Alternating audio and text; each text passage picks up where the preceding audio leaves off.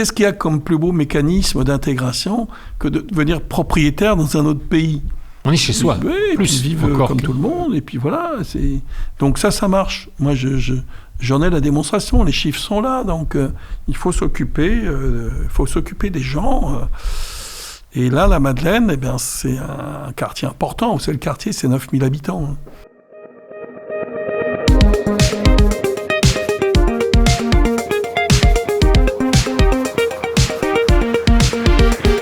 Bonjour à toutes et à tous, à chacun, à chacune. Je suis heureux de vous retrouver pour cette nouvelle édition de Chartrissimo, l'émission hebdomadaire de Radio Grand-Ciel qui vous permet d'être au courant, quasiment en temps réel, de l'actualité municipale et communautaire de Chartres Métropole. Aujourd'hui, nous allons mettre les mains non pas dans le cambouis, mais plutôt dans le ciment, puisque nous allons évoquer dans le détail, la réhabilitation du quartier de la Madeleine, mais il faudrait presque parler de transfiguration.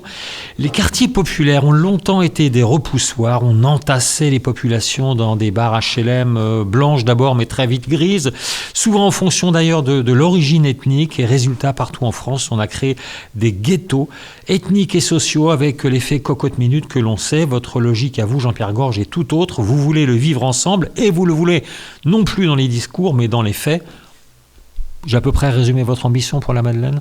Ouais, mais je dirais, on enfermait les gens dans les ghettos, mais c'est pire que ça, c'est sociologique, parce que la Madeleine, il n'y avait pas de population issue d'immigration.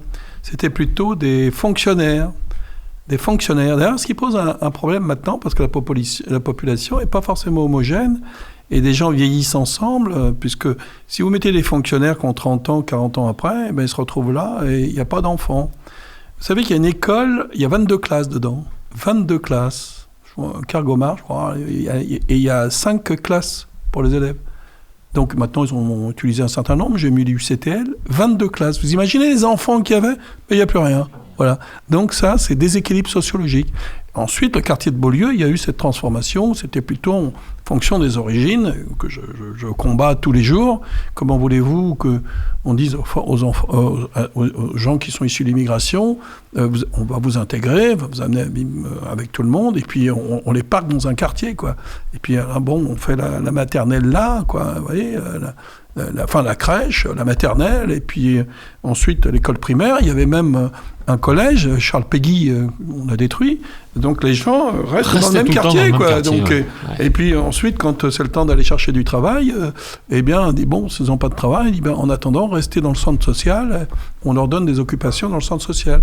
Si c'est ça l'intégration, je suis pas d'accord. C'est une forme d'apartheid, finalement, presque.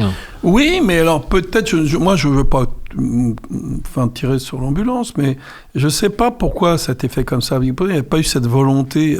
Alors, ce qu'il y a, c'est que les bâtiments étaient neufs, et donc ils avaient déjà encore un certain nombre d'années à être réutilisés. Donc, comme il y a eu un mouvement, parce que c'est facile de raconter les choses maintenant, mais dans les années 70, comment ça s'est passé ? Je n'ai pas le détail. Il y a dû y avoir une précipitation, et sur quelques endroits en France, on a fait ça. Et puis maintenant, 50 ans après, vous voyez ce que ça donne. Donc ça, c'est les erreurs sociologiques, les erreurs d'urbanisation. Pour moi, il faut la mixité sociale partout. Et le riche, il n'a pas forcément envie de vivre avec un riche à côté, et le pauvre vivre entre les pauvres. Et vous mélangez dans la cité toutes les catégories sociales, et puis ça vit bien ensemble. Vous voyez ? Ce qui nécessite une politique de logement particulière. Vous, c'est toujours 30% de logements sociaux, 70% de logements privés dans ce que vous faites dans les quartiers, à peu près, c'est ça ? D'abord, j'essaye de détruire les endroits où il y a 100% de logements sociaux. Ensuite, dans les reconstructions, en fonction de l'équilibre du projet, ça va entre 20 et 30%, mais des fois, on dépasse les 30% de logements sociaux. Mais tout ça, c'est pour pouvoir, reconstruire. Parce que les problématiques, c'est de reconstruire et que financièrement, ça soit équilibré. Alors, la politique, d'abord, logement social, c'est tout ce qui est bon, en bon état, c'est de le vendre aux locataires, donc tout ce qui peut être vendu, c'est-à-dire que, et là, il y a beaucoup de locataires, il y a à peu près 1000 familles qui sont devenues propriétaires depuis 2001, c'est pas mal. Ensuite, tout ce qui est de mauvaise qualité et qui pas durable, on le casse, on a cassé 2000. Donc vous voyez, quand vous cassez, vous transformez 3000 logements sur un parc de 6000, c'est-à-dire qu'il y a 50% déjà qui ont eu, ou sur lesquels il y a une action, et que vous retrouvez aujourd'hui avec 6500 logements, ça veut dire qu'on en a reconstruit beaucoup pour avoir la même offre. Donc c'est important, et entre-temps, il y a des gens qui ont bougé, tout ça. On donne la priorité à ceux qui bougent, c'est-à-dire parcours résidentiel.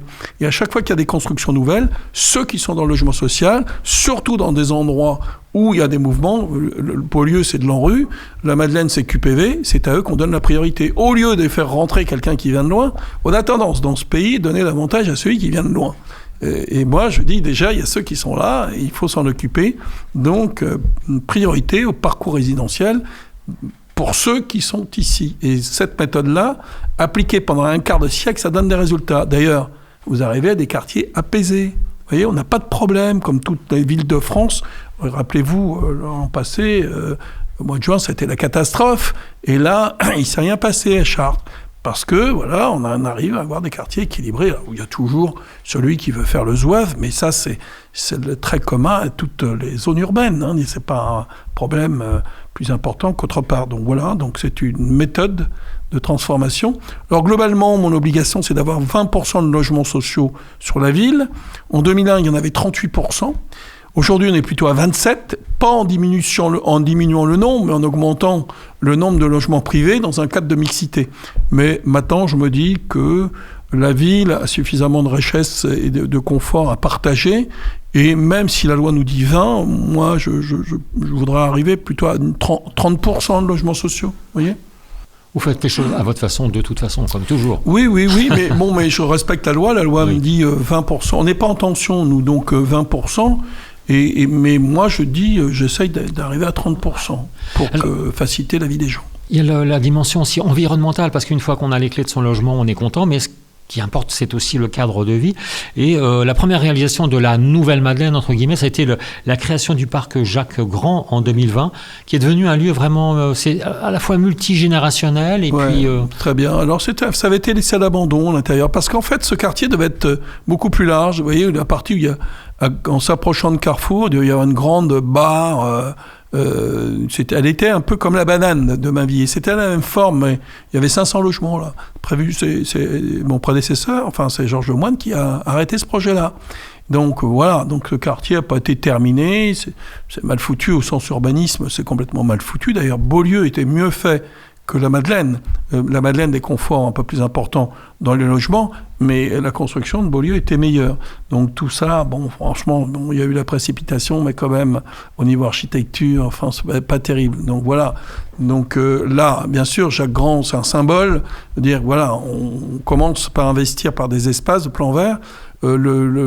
L'espace qui est devant le forum, qui était devenu un peu un terrain vague, celui-ci va être bâti, ce qui va nous permettre à l'inverse de Beaulieu, de construire avant de démolir. On a quand même démoli la barre Aristide Briand, mais qui c'était un mauvais état. Là aussi, on avait concentré un peu la misère. Les gens qui avaient des difficultés, on les mettait dans le même bâtiment.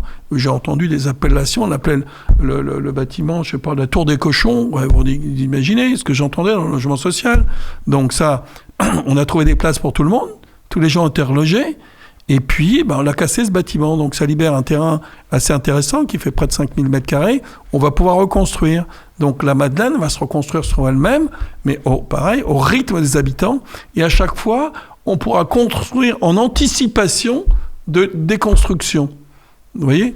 Alors, problématique, parce qu'on voulait s'appuyer fortement sur la zone Carrefour en la faisant passer de l'autre côté. Mais vous avez vu qu'il y a des procédures sans fin, avec des gens qui n'ont pas l'air de vouloir bouger.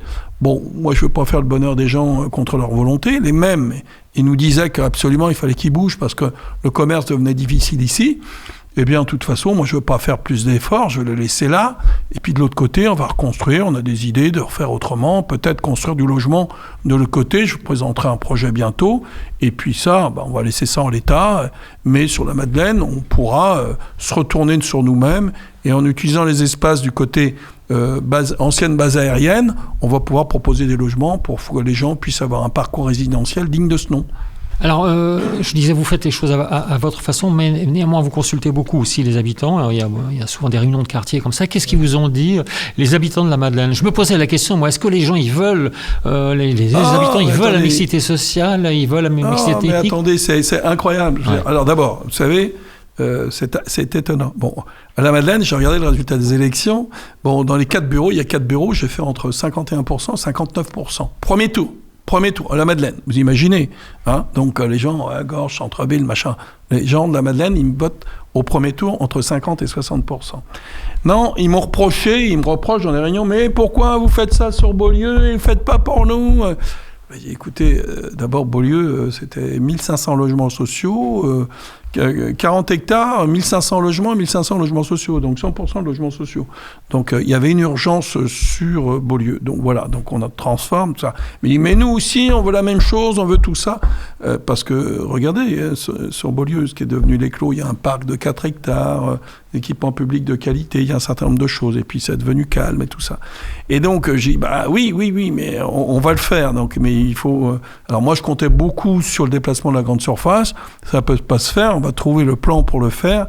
C'est pas gênant. Alors, ce qui est marrant, c'est que je leur dis, mais vous pensez qu'il faut casser? Oui, il faut casser. Alors, il faut commencer par quoi? Alors, il y a des gens qui disent, ouais, il faut casser le forum, là, c'est un truc, tout ça, c'est le pot de pu, il faut casser tout ça. Il y en a qui me disent, c'est les tours. La tour des Graviers, la tour des célibataires, la tour Stella, la tour des Graviers, et dit ça, il faut les casser, ça, il faut casser. Il y en a qui disent, c'est l'immeuble pont, vous voyez? Donc, chacun a son truc. Mais globalement, tous, ils disent qu'il y a plein de choses. Cet endroit-là, il est mal foutu, parce qu'il est en proximité de la zone commerciale, et c'est pas très bien. Ils parlent pas trop de casser les autres endroits, même si c'est pas bien fait, ces logements sociaux, au niveau urbanisation, mais ils parlent pas trop de ça. C'est tout ce qu'il y a autour du forum, là, tout ça, ils veulent voir disparaître tout ça. Donc, vous voyez, il y a quand même une attente forte. Et le reproche qui est fait, tout en étant content de ce qu'on fait, disent allez plus vite, quoi, mince, vous avez fait Beaulieu. Mais ils ne voient pas l'inertie qu'il y a dans tout ça. Alors, l'avantage, c'est que Beaulieu, on a pu aller vite parce que c'est un projet en rue. Alors, en rue, c'est pas que ça nous apporte de l'argent, mais ça nous autorise à faire. Ça nous autorise à casser, à accélérer des procédures, à faire un certain nombre de choses. Et bon, il y a un peu de financement, mais globalement, de toute façon, c'est marginal par rapport à ce que ça coûte. Par contre, maintenant, la Madeleine est classée QPV. C'est ce que j'allais dire, oui. Alors là, c'est un quartier prioritaire. Donc maintenant, je peux justifier un certain nombre de choses. Donc j'ai des outils juridiques qui me permettent d'aller plus vite. Et tout ça, c'est mis dans un ORT, une opération de revitalisation du territoire. Donc, les deux, d'abord QPV et revitalisation de territoire, c'est comme ici, il y a cœur de ville et au-dessus, il y a l'ORT. Donc, tout ça, c'est des outils très intéressants parce que l'État est attentif, nous aide. Donc, les habitants de la Madeleine, je vais pouvoir les aider et on va essayer de mettre un coup d'accélérateur. Là, le projet, il est finalisé. Le projet, on appelle le projet Duval chez nous. Là, on fait 170 logements à l'endroit qui est face au forum, avec des commerces. On va remettre le petit centre commercial qui va être enrichi de la mesure où, de toute façon, la grande surface ne bouge pas. On va mettre des commerces, on va permettre à des commerces de s'installer là, parce que ça sera vraiment du commerce de proximité. On n'est pas obligé de rentrer dans une grande surface pour acheter sa baguette ou un surgelé. Donc, on va transformer tout ça. Et ça va se faire tout seul. La médiathèque continuera de vivre. Comment ? La médiathèque continuera de vivre. Le lieu culturel, parce que c'est un lieu plutôt bien pourvu au niveau... Oui. Tout ça, après, vous savez, à un moment donné, il faudra transformer tout ça. Mais on a du temps, il faut commencer par les bons endroits. Vous savez, il y a des endroits, on a résidentialisé, on a vendu les logements. Vous prenez à Jules-Hetzel. À Jules-Hetzel, là, vous avez un parc de logements dans un espace vert, avec parking réservé aux locataires, tout ça avec clos, complètement clos. Donc vous avez une résidence que certaines résidences privées n'ont pas, quoi. Donc là, les gens deviennent propriétaires à un prix entre 1000 et 1200 euros le mètre carré. Donc avant abattement, parce qu'après abattement, ça peut faire encore moins. Donc voilà, on essaye de rendre les gens propriétaires. Et ça, et souvent, d'ailleurs, c'est souvent des gens issus de la migration qui veulent acheter leur logement. Qu'est-ce qu'il y a comme plus beau mécanisme d'intégration que de devenir propriétaire dans un autre pays ? Vous voyez, les gens, tout de suite, et voilà... On est chez soi, plus encore. Et puis ils vivent comme tout le monde, et puis voilà. Donc ça marche. Moi, j'en ai la démonstration, les chiffres sont là, donc il faut s'occuper des gens... Et là, la Madeleine, c'est un quartier important. Vous savez, le quartier, c'est 9000 habitants. Donc il y a du monde, il y a 1850 logements sociaux. Enfin, moins, parce que les logements sociaux, on a déjà vendu une partie. Attendez, une petite ville, trouver dans le département des villes comme ça, de 9000 habitants, combien vous en avez? Vous êtes du niveau de Châteaudun. Nos gens le retrouvent. Donc attendez, vous voyez, c'est Vernouillet. Donc voilà, donc il faut s'occuper d'eux. On s'en occupe bien. Je trouve que le climat est apaisé là-bas. Donc vous voyez, on a des relais, des gens qui vraiment comprennent ce qu'on fait. Alors maintenant, on va jamais assez vite pour les habitants. Et c'est normal, c'est normal. Mais vous voyez, souvent, c'est terrible. C'est que les gens qui sont dans ces quartiers-là, ils veulent voir leur quartier se transformer, mais aussitôt qu'on commence à transformer, ils aspirent à aller dans un autre quartier. Vous voyez ? Et ils sont contents d'être dans un autre quartier. Oui. Et ils ne reviendront pas dans leur quartier. Voilà, donc c'est aussi... C'est le parcours résidentiel. C'est leur parcours résidentiel, mais c'est eux qui choisissent, vous voyez, c'est pas forcé, quoi.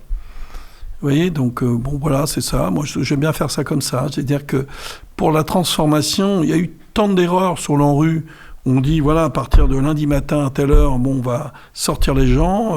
À partir de mercredi, on va casser les bâtiments. Et le samedi matin, vous reviendrez habiter dans votre truc. On va reconstruire, puis vous allez revenir. On ne fait pas ça du tout, nous. C'est un mouvement permanent sur la ville. Vous savez, je suis assez certain que sur les clos, il n'y a pas beaucoup d'habitants de Beaulieu qui sont revenus habiter à l'endroit où ils étaient avant. Parce qu'ils sont bien où ils sont. Ils ont trouvé une autre manière de vivre, d'autres voisins. C'est marrant, il y a une chose qui crée l'inertie chez les gens pour bouger, c'est leurs voisins directs de palier. Vous voyez, le voisin. Ils ont leurs voisins, ils ont leurs amis. C'est ça. C'est pas forcément le logement qui les retient. C'est la dimension humaine. Mais il y a un petit cercle d'amis qui joue pas quoi, qui boit le coup ensemble, qui joue aux cartes, qui va faire du sport ensemble. Et c'est ça. Mais dans une petite ville, ils peuvent se retrouver. Vous voyez, c'est pas l'enfer, quoi.